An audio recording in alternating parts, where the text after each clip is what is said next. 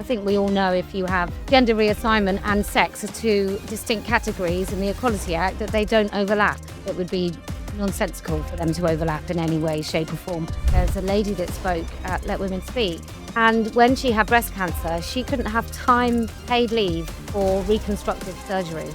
But you can if you're a bloke.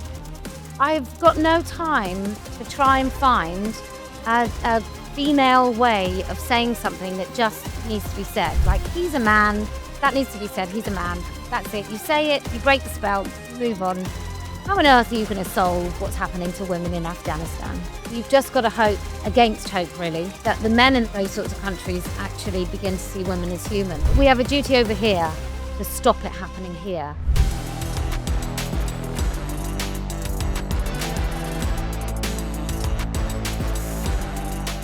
Hello, welcome back to the Brendan O'Neill Show with me, Brendan O'Neill, and my special guest today, Kellie-Jay Keen. Kellie-Jay, welcome to the show. Thank you so much for having me. It's great to have you back on. It's been far too long since our last chat, so it's good to catch up on what's happening. I was wondering how to kick this off because there's so many things I want to ask you about, but I guess I'll kick it off by just asking about the state of Britain right now, because at the time that we're recording this, things might have dramatically changed when we put this out, but at the time we were recording it, Keir Starmer's government is on the ropes. The local elections have just taken place. The party got a real drubbing. It looks like it might be game over, hopefully, for Starmer. Say this is the end of this government. What do you think its record on women's rights has been? Have there been any good points, or has it all been pretty disastrous? No, I think they've just kicked everything kind of into the long grass. I think I knew they would. If I were a conspiracy theorist, I'd say that the Supreme Court was a nod to shut up women. That's it. I don't think it was any more than that. And you probably know it didn't change any law anyway. It just clarified law, which didn't need clarifying if anybody had actually bothered to look at the law. I think we all know if you have gender reassignment and sex as two distinct categories in the Equality Act that they don't overlap. It would be nonsensical for them to overlap in any way, shape or form.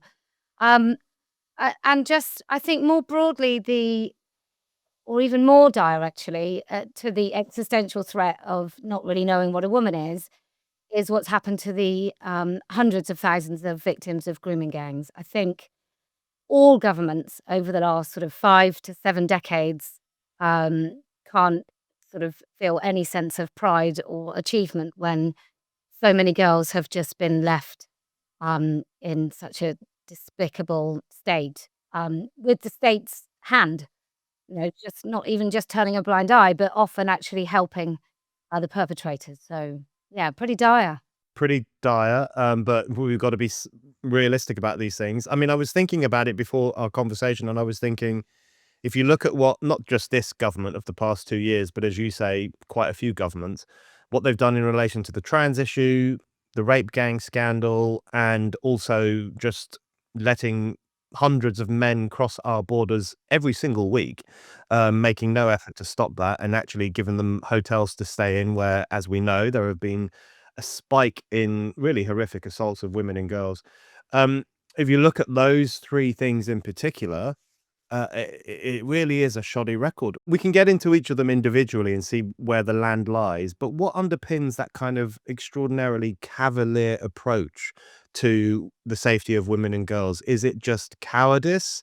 Is it that they don't give a toss about women? What is it that drives that, do you think? I don't think we matter. I mean, I don't think you matter either. I just don't think. Yeah.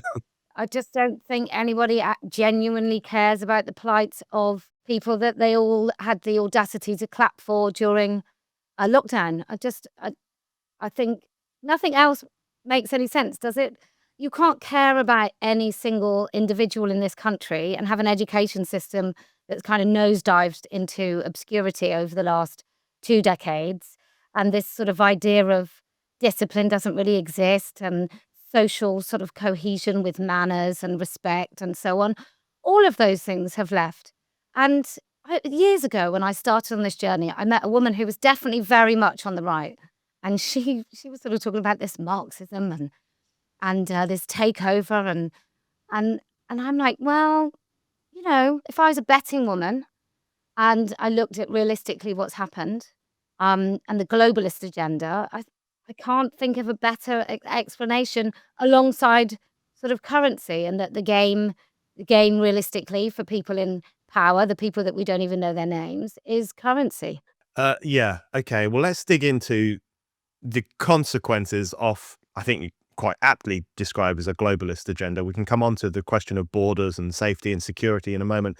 But let's look at these topics individually. So the trans one, to begin with, that's what you are best known for. I think you've led the way on really taking down the trans lunacy and gender fluid bollocks and all that stuff, and the invasion of women's spaces and the endangerment of women and girls by men in frocks, all the rest of it that listeners will be familiar with. You mentioned the Supreme Court ruling a moment ago. That's the ruling from last year, which said that for the purposes of equality law, sex means sex. A woman is a woman and a man is a man. Shock That's it. horror.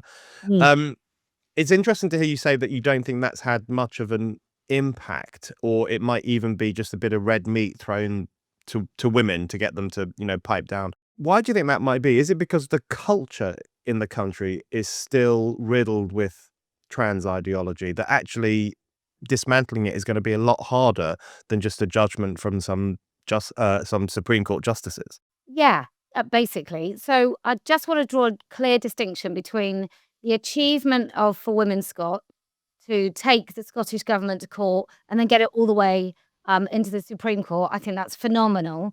And I don't want to take away in any of my criticisms of actually what's happened after.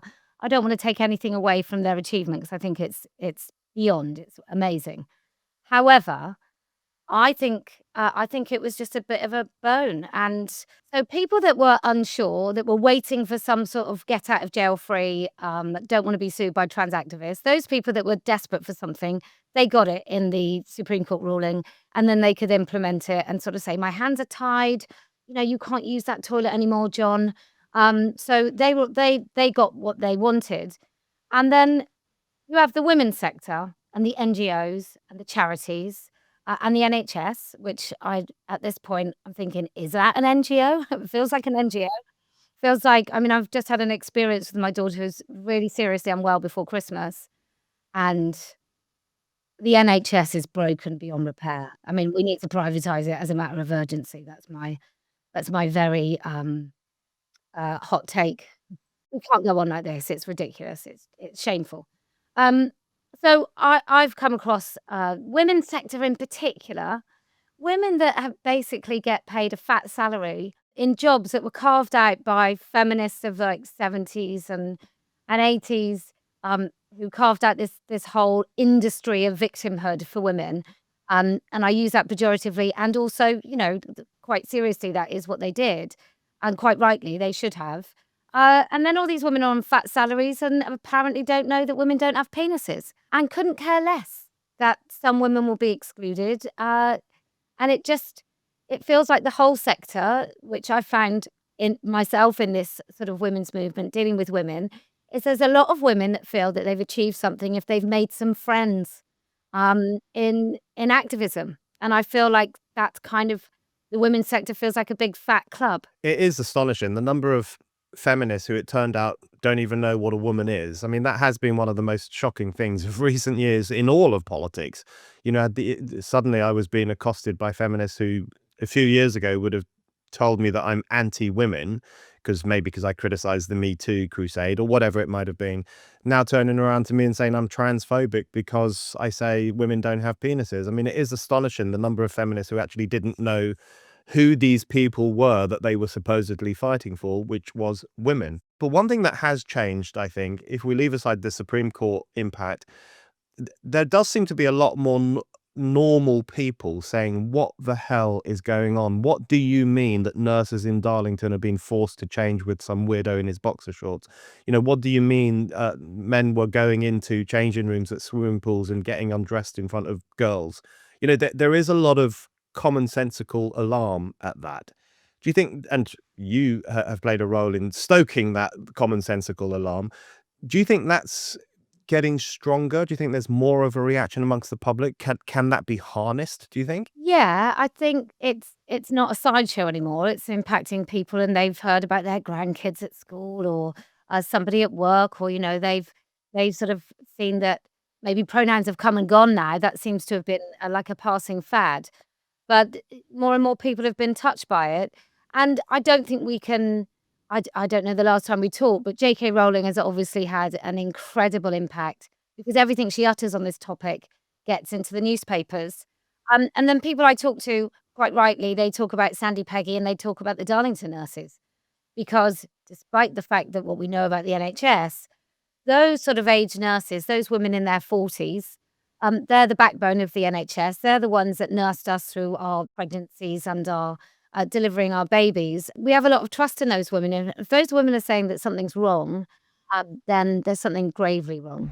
If you enjoyed my recent chat with Rod Little on The Brendan O'Neill Show, then I have some great news for you. Every Saturday morning from 10 a.m., Rod takes over Times Radio for 3 hours of spiky conversation, humour, and opinion. He tackles the issues of the day head on, posing the big questions to big name interviewees that won't just give you the line you've heard everywhere else.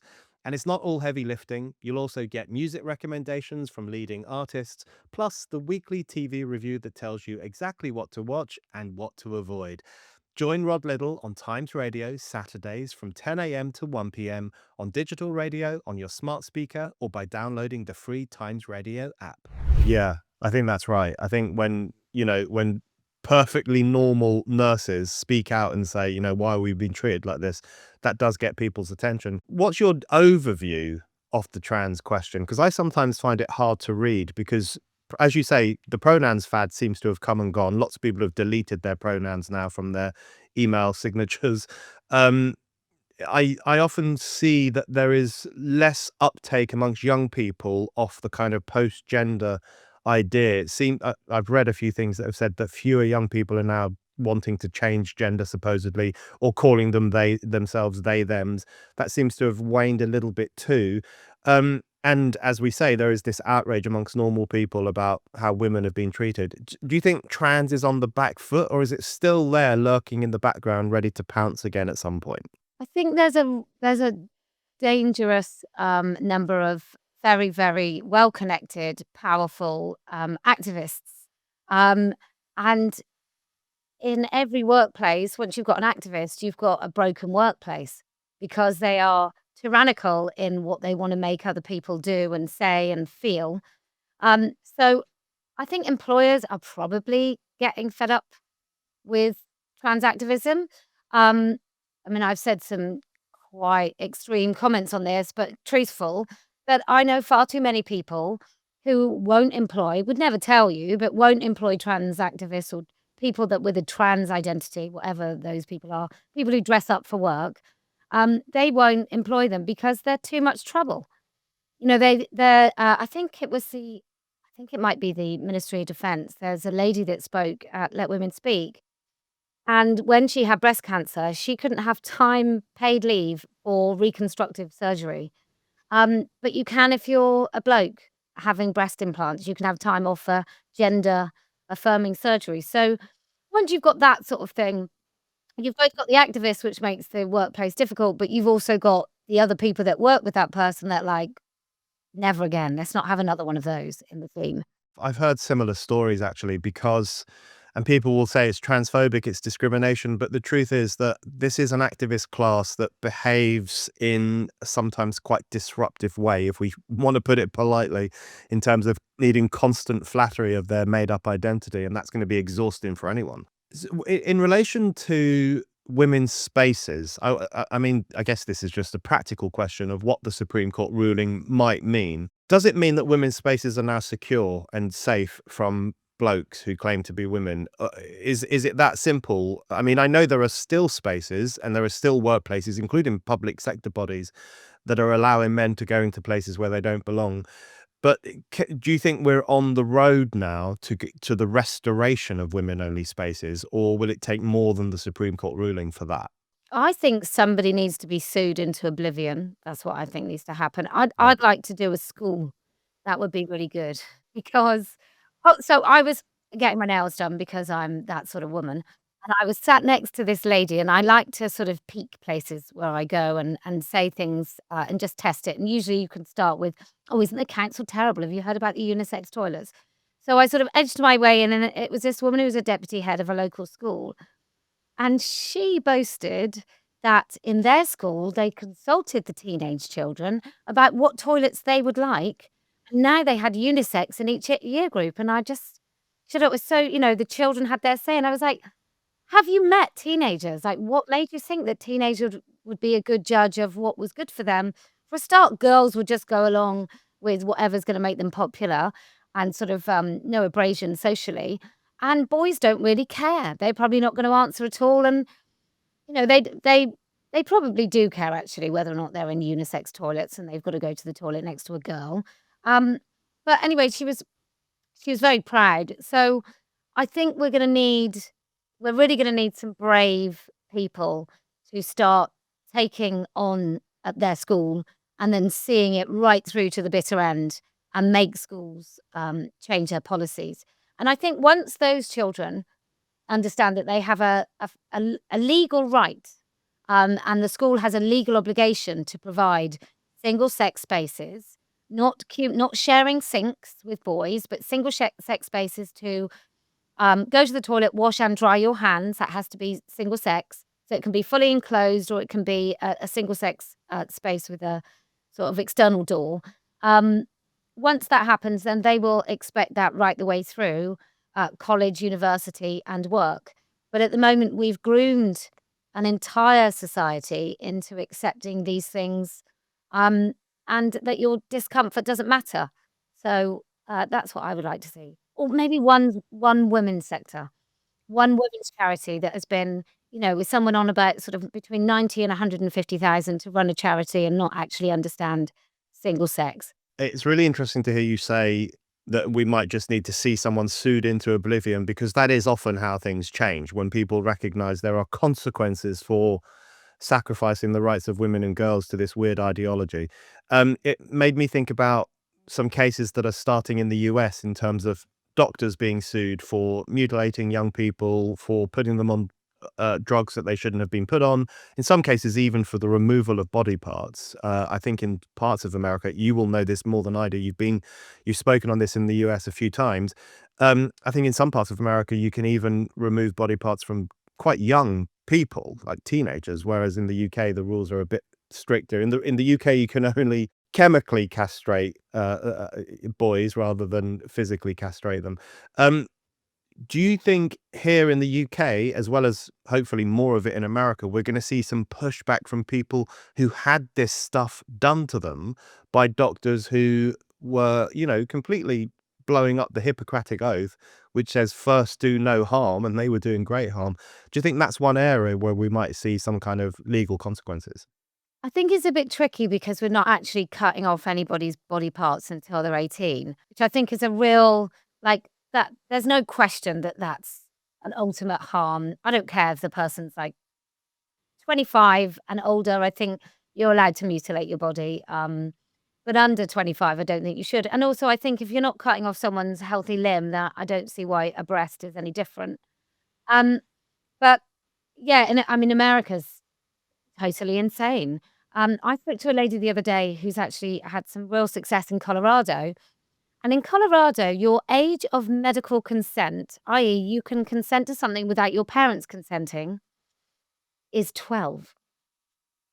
I mean, that's insane, and they were grooming her daughter. She's got a film called Art Club, but she thought her daughter at age 11 was going to art club, and it wasn't. It was an LGBT club in disguise, and they, basically convinced this girl that she was really a boy. It's so, it's so unbelievably toxic. Um, Yeah, in relation to the UK and the puberty blockers discussion and all those other kind of changes that we've seen, puberty blockers are now more restricted, although there was going to be that experiment on kids. I don't really remember where that stands. Maybe you could tell us. Is that still going ahead? I don't think so. Right. I think they put brakes on that. I don't know Okay. though, actually, because everyone makes a big fuss, and then a few MPs make some comments, and then it kind of disappears from the news. But they're still building, as far as I'm aware, they're still building a massive, wing at the Chelsea and Westminster, which hopes to do over 200 phalloplasties a year.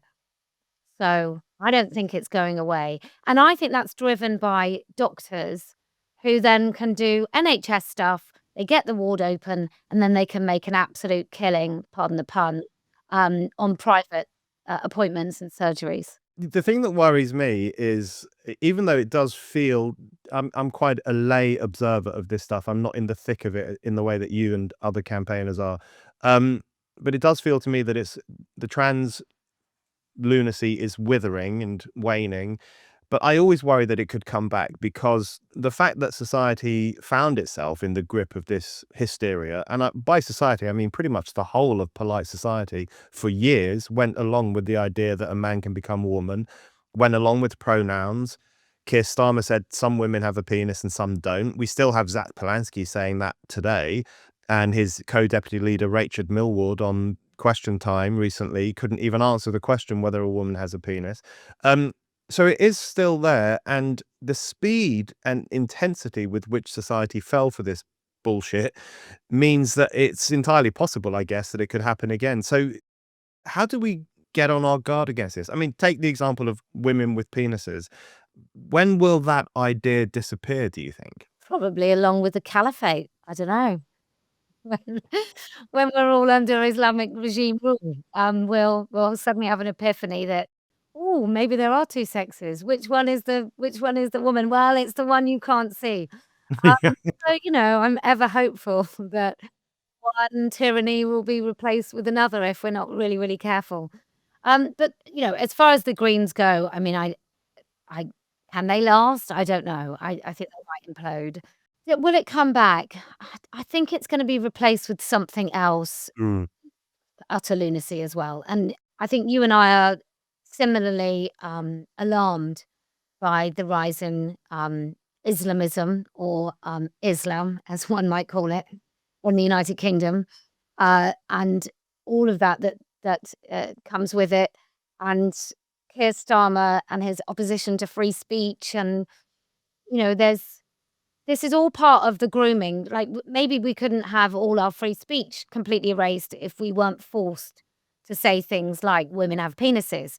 But once your government, we talked in lockdown, I remember, and both of us thought what was happening was gonna be worse.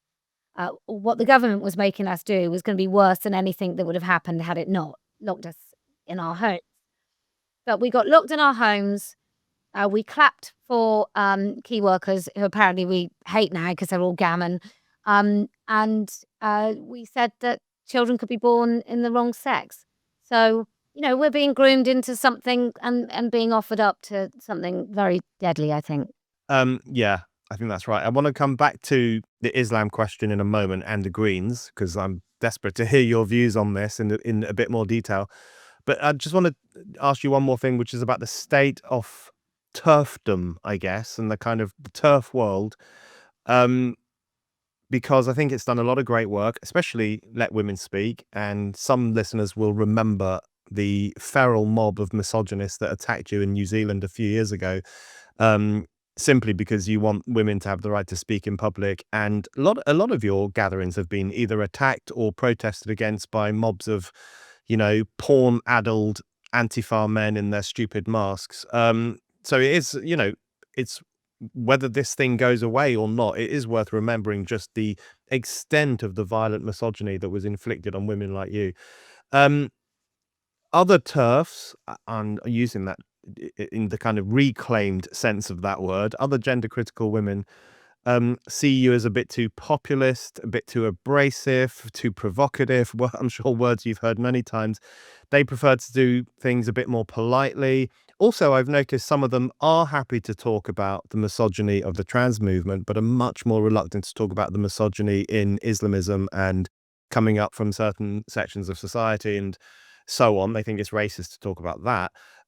So where does turfness lie now? Is it just very divided? Is that also petering out as a movement? I think it probably is. I think it's, what happens when you achieve, supposed wins, there's a bit of a scrabble, and there'll be those people that all sort of slap each other on the back and all invite each other to everything and have made a nice little friendly group.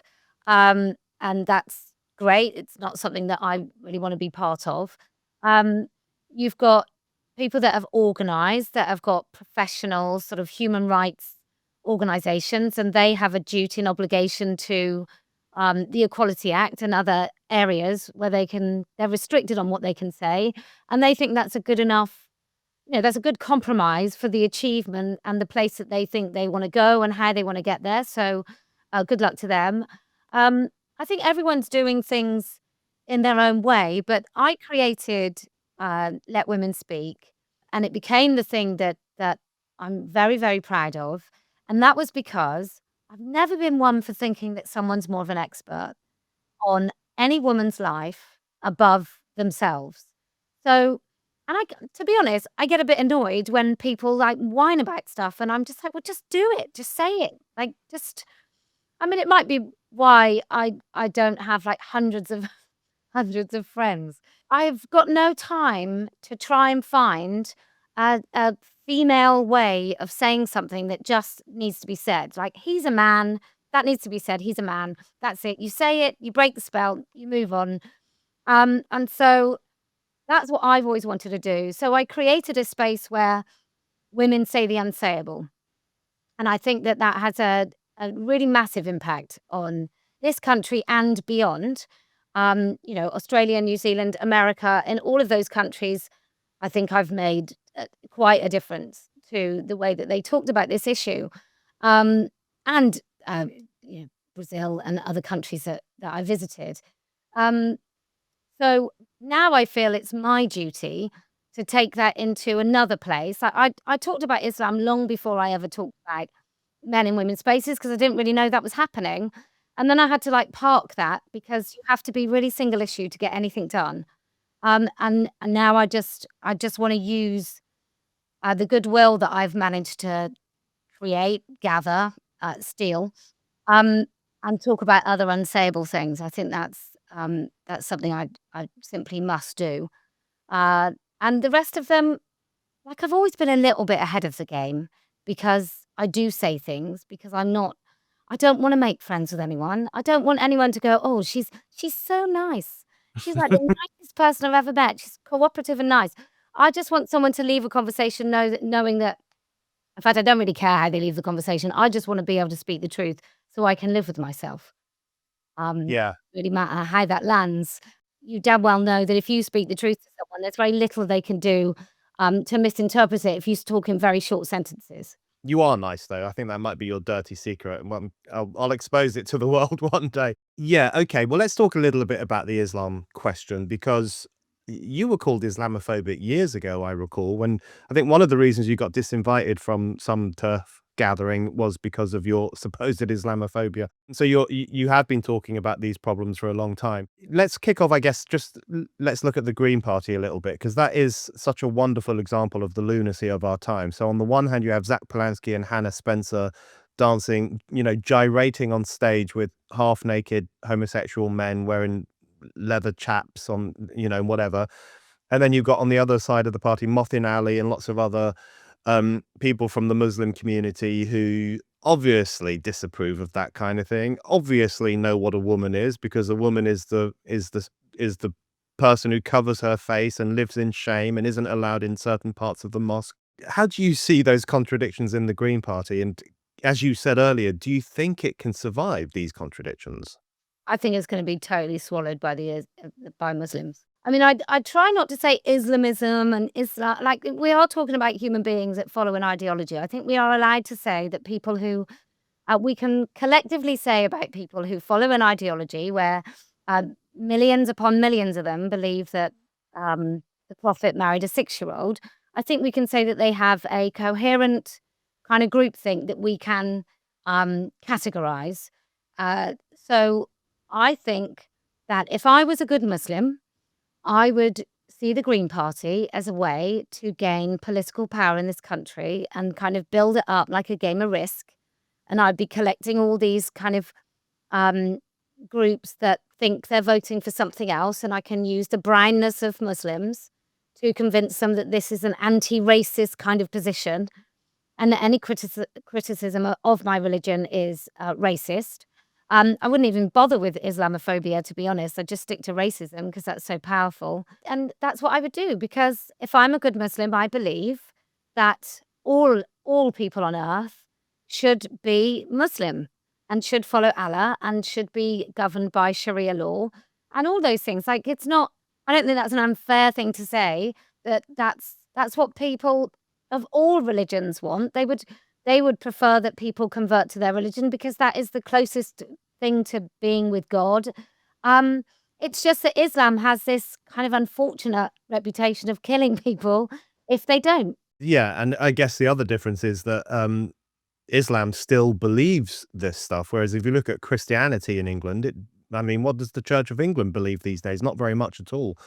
So there is that kind of disparity between, the intensity of Islamic faith in England compared with the withering of Christian faith, and I think that lack of balance makes an impact as well.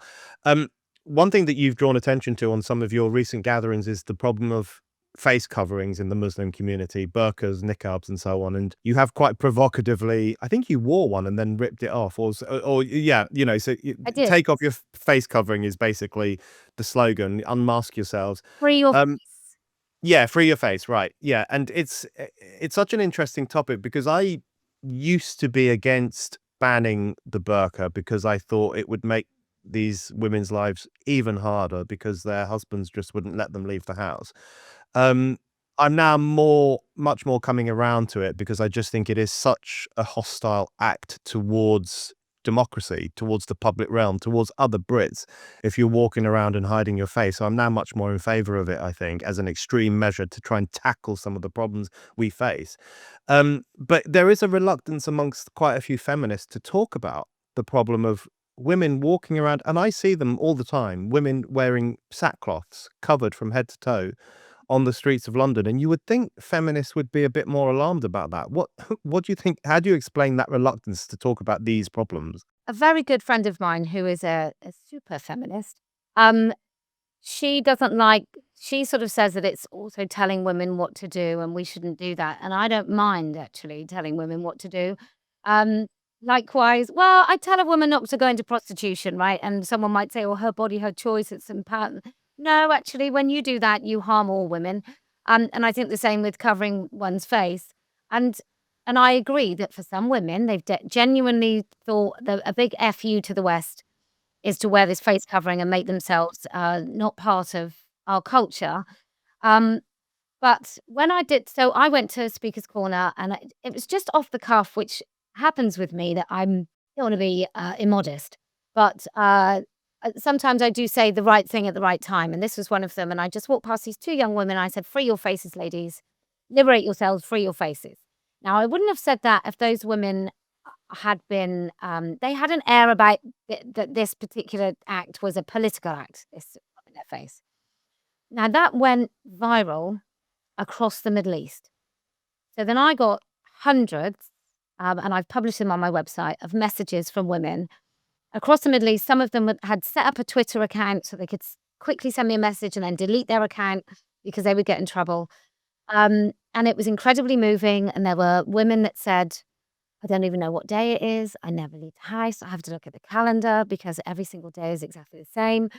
I haven't felt the sun on my face for like 20 years." My greatest, one woman, it totally broke me, and she said, "My greatest adventure, because my family had gone away and I had to go to the cafe down the road to get some food, and that was my life's greatest adventure." And I'm like, well, I don't feel that I want to pull my punches on this issue. Um, and then, so that was like last year sometime. And then just a couple of weeks ago, I got a message from a woman who'd written to me back then telling me about her life. And she said, oh, she said, I've now gone away. I've got a job far away from my family. And I just wanted to tell you that I now walk about and I've freed my face. And I'm like, this Islamophobe, and I'll hold my hands up, totally am. But this Islamophobe, this woman that absolutely hates this oppressive religion, cult, political movement, whatever you want to call it, just said these couple of words. And these women are so without hope and that nobody cares about them and then they're completely forgotten, that I just said those couple of words and this woman kind of that was enough. That was enough of a push for her to actually move away and, feel the sun on her face. If you have a question about British politics, Israel, Iran, or any of the other topics we've been discussing here on the Brendan O'Neill Show, then I would love to hear from you at my upcoming Q&A event. The Q&A will take place live over Zoom on Tuesday the 9th of June and is exclusive to Spike supporters.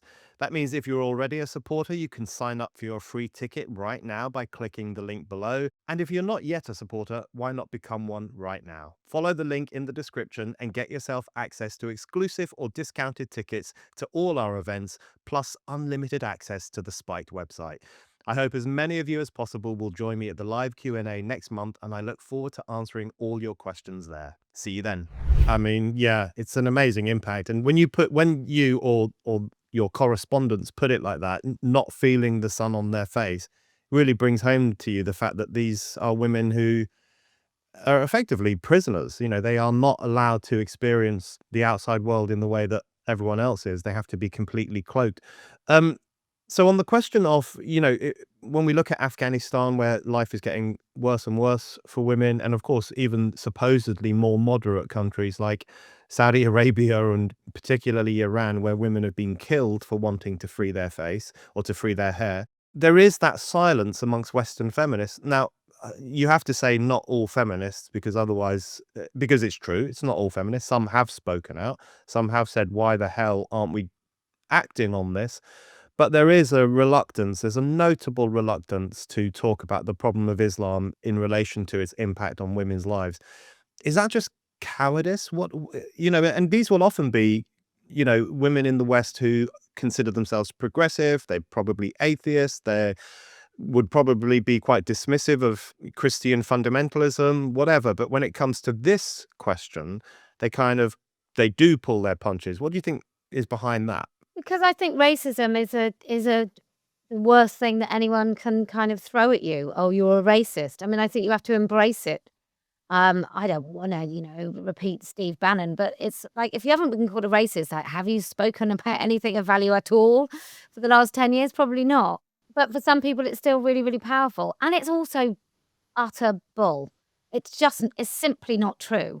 And often when people say, "Oh, that person's a racist," you're like, "Oh, okay, what was it that made you say that?" And they can't come up with anything concrete. I recently had a conversation with someone about, some very well-respected journalist about someone that they were saying was racist, and I was like, I just don't think there's any evidence for that." And I was like, "What evidence do you have?" And they they didn't have any. So, and I don't know, look, there's a cultural relativism thing sometimes that people talk about that I've never really bought into. Um, maybe that's because 'cause I'm just, a little more abrasive than everyone. Maybe they're just too worried about themselves, and I think with women, what I've learned, and I've thought about this a lot, about why do some women let men and women's spaces? Why do some women not say anything about Islam? And I think fundamentally, there's this thing that women are accused of, and that's kindness, and it's not true. It's just not true. It's self-protection, it's, the need to be seen to be kind, which people often confuse with kindness.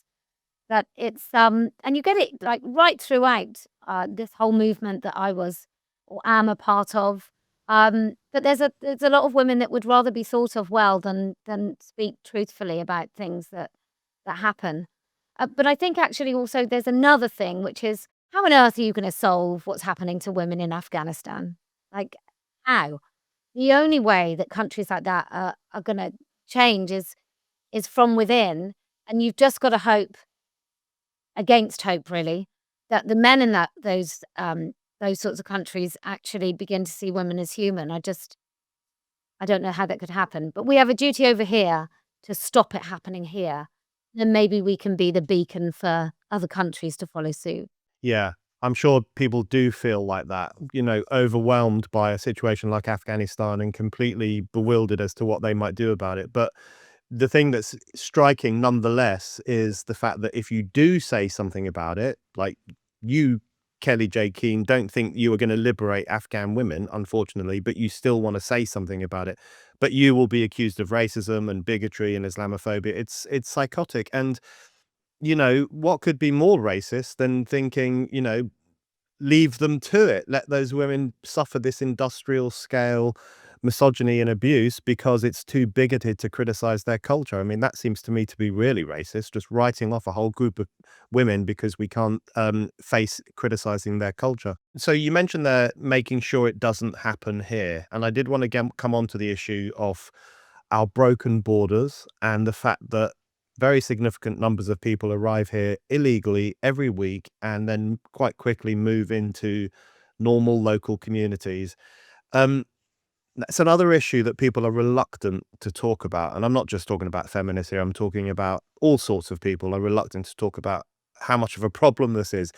It- How do you think of this? How do you conceive of it? Why do you think this is being allowed to happen where our borders just become completely meaningless? Well, unless you're a far right agitator, apparently, and then apparently we do have borders.